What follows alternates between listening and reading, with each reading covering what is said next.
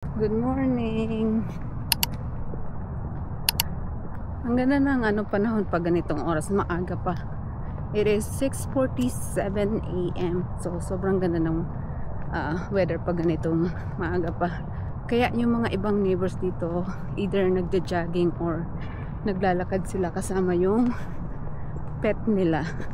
Katulad ngayon may dalawang babaeng nasa park kasama yung dog nila. Ayan yung kasulukuyang weather pag 7 o'clock in the morning. Doon yung park. Doon kami palagi na ilang pumupunta pag naboboard siya sa bahay. So, ayan.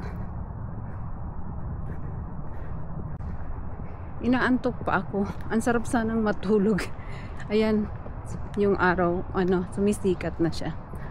Ang sarap sanang matulog, kaya lang hindi pwede, may pasok tayo ngayon eh. Pag lumipat kami ng tawag dito ng states, mamimiss ko tong place na to. Kasi to yung place na to sobrang lapit sa lahat. So malapit sa work ko, sobrang lapit lang. Malapit sa King Super, malapit sa dentist appointment, basta sobrang lapit siya sa lahat.